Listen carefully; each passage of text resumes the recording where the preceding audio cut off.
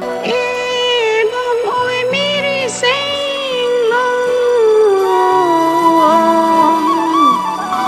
e so cane bi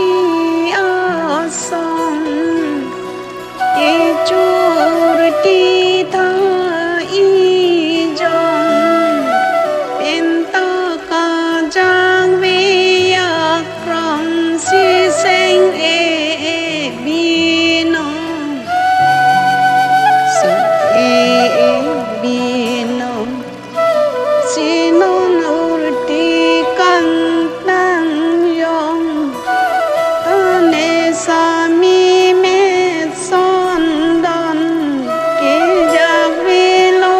wa krong si seng ve chi pa rong e non oi mi riseng lo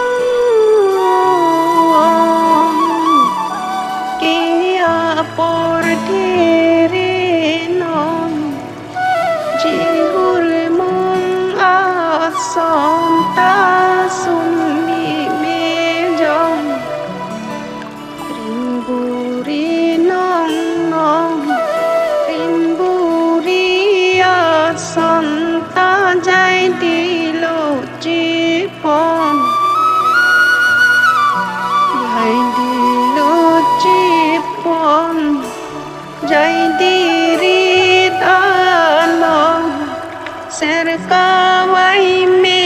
jong pen tu phong ni phong thom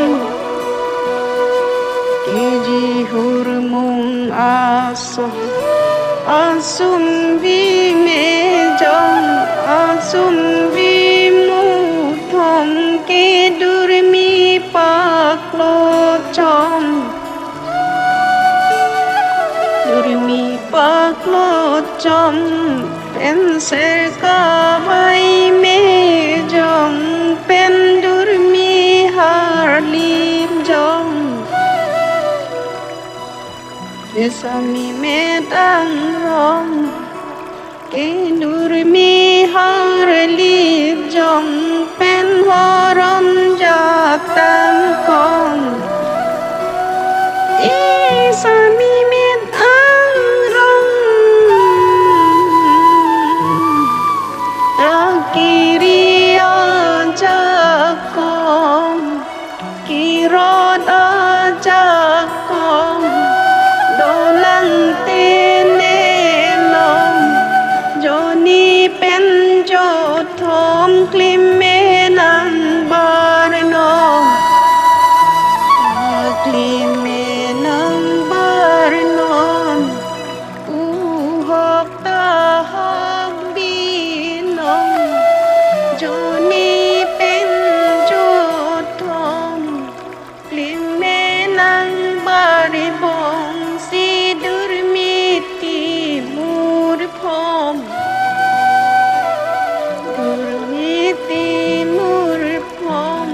si ne sa mi me son don ke pukar lu lo non pukar lu lo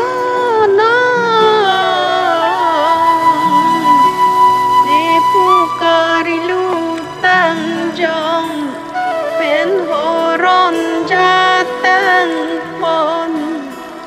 ne sami met son don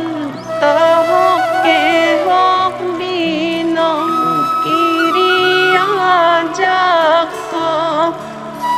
kirot ajak kong doa hok bi nong elanji hur mong ason ke hadroi ni rui thong te kor me char het bong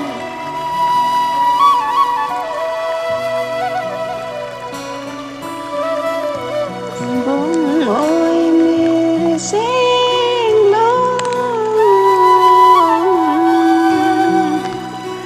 e so kai bi a son ke sa ro a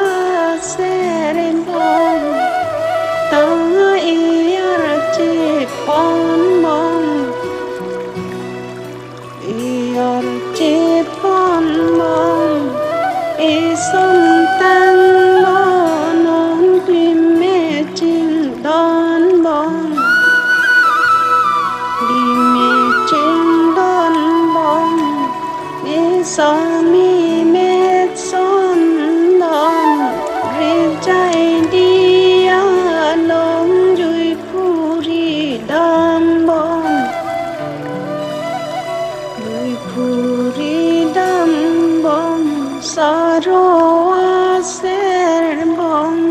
te aranje adon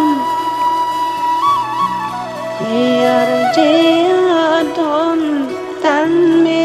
abolon ni sami met son don ke sing vi ka morong sing vi ka morong ta pli chi klan bon so kare bia song ke churu ti tha i jong pen ta